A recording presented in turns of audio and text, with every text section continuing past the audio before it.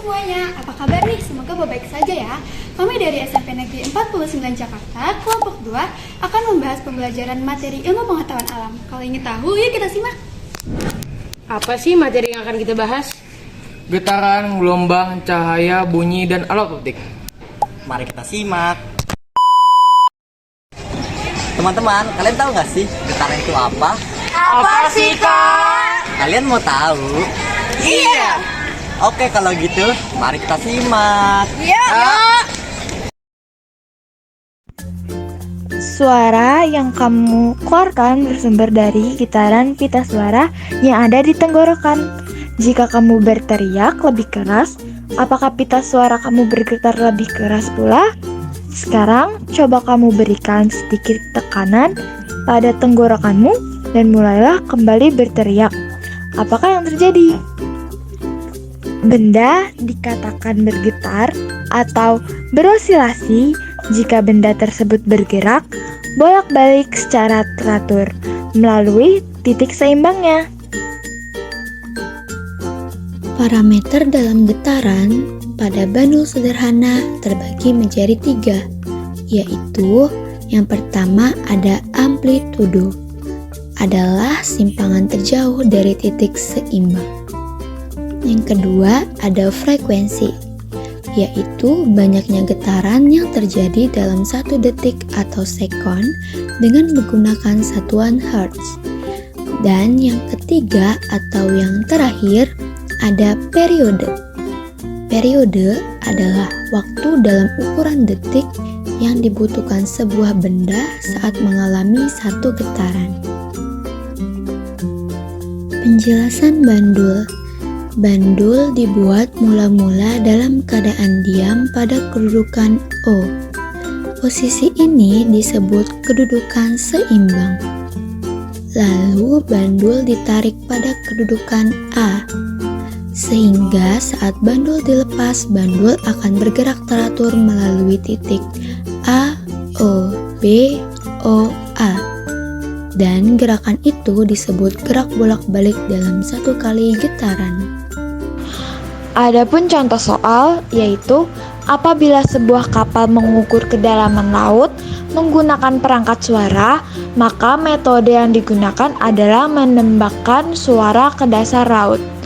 Jika hasil pantul akan diterima setelah 15 detik dengan rambat bunyi 200 meter per sekon, berapakah kedalaman laut? Masuk ke contoh soal mencari frekuensi. Soalnya adalah sebuah benda bergetar sebanyak 2250 kali dalam waktu 50 sekon. Berapakah frekuensi getaran benda tersebut? Diketahui N atau banyaknya getaran yaitu 2250 dan waktu atau T adalah 50 sekon.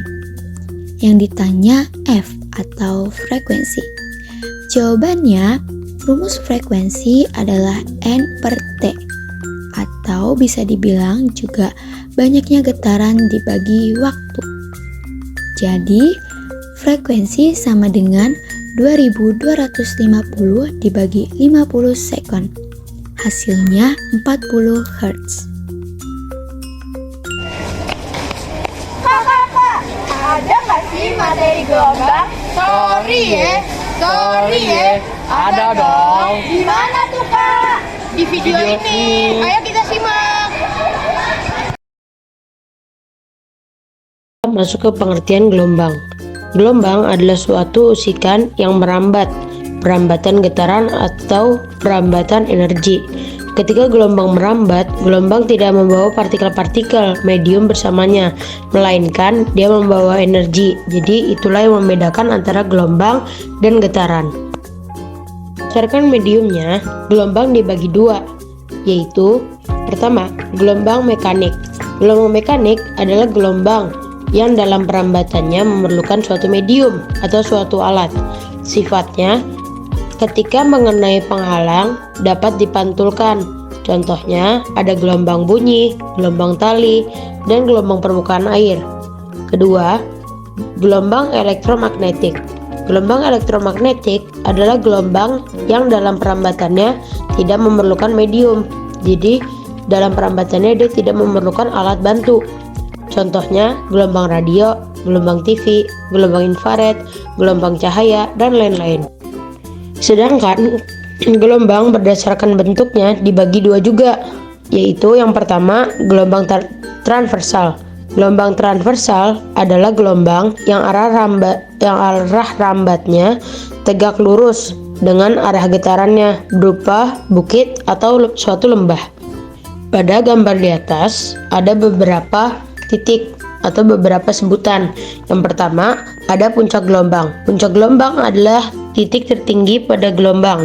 Contohnya ada B dan F. Yang kedua ada dasar gelombang. Dasar gelombang adalah titik terendah pada gelombang. Contohnya huruf D dan huruf H. Selanjutnya ada bukit gelombang. Bukit gelombang adalah lengkungan ABC atau EFG. Itu disebut bukit gelombang. Selanjutnya ada lembah gelombang. Lembah gelombang adalah lengkungan CDE atau GHI. Selanjutnya ada amplutido. Amplutido di sini adalah B ke B aksen dan D ke D aksen. Selanjutnya ada satu gelombang. Satu gelombang akan terjadi ketika satu bukit atau satu lembah, misalnya A ke B ke C ke D, setelah itu ke E.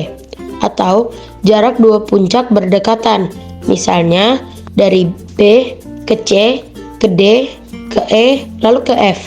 Atau jarak dua dasar yang berdekatan, D ke E ke F ke G lalu ke H. Sekarang kita masuk ke contoh soal. Soal pertama, suatu gelombang dengan frekuensi 600 Hz dan panjang gelombang 1,5 meter memiliki cepat rambat gelombang titik-titik. Ayo apa? Jawabannya adalah pertama, diketahui F atau frekuensi sama dengan 600 Hz dan panjang gelombang sama dengan 1,5 meter. Ditanyanya V atau cepat rambat gelombang.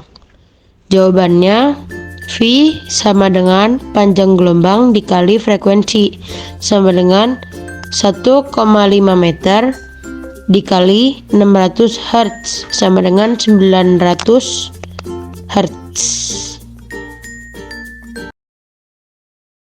Kak, kamu lagi kenapa? Aku galau nih kak. Udah masa galau-galau, mending kita belajar. Belajar apa? Tentang cahaya. Yaudah yuk kita lihat. Lalu kita akan masuk ke cahaya. Cahaya adalah energi berbentuk gelombang elektromagnetik yang kasat mata dengan panjang gelombang sekitar 380 sampai 350 nanometer. Pada bidang fisika, cahaya adalah radiasi elektromagnetik baik dengan panjang gelombang kasat mata maupun yang tidak. Selain itu, cahaya adalah paket partikel yang disebut foton. Sifat-sifat cahaya.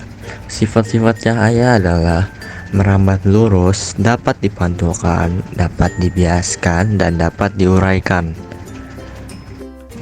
Lalu, rumus untuk menghitung kecepatan cahaya bisa menggunakan rumus E sama dengan mc kuadrat.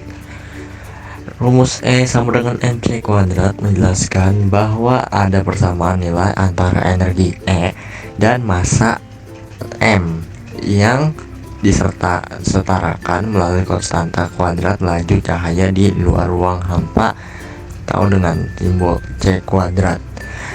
Di rumus tersebut, nilai E sama dengan nilai massa dikali kecepatan cahaya yang dikuadratkan.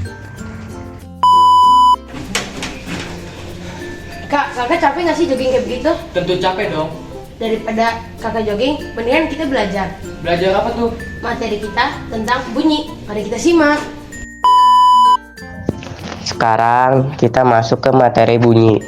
Bunyi merupakan gelombang longitudinal yang arah rambatnya sama dengan arah getarannya. Bunyi dihasilkan oleh benda yang bergetar. Syarat terdengarnya bunyi: 1. Ada sumber bunyi. 2. Ada medium atau perantara. 3. Indera pendengar. Sekarang kita masuk ke contoh soal. Berikut ini 3 syarat terjadinya bunyi kecuali titik-titik. A. Adanya medium. B. Adanya sumber bunyi. C. Adanya pendengar atau penerima. D. Adanya sirine. Jawabannya adalah adanya sirine.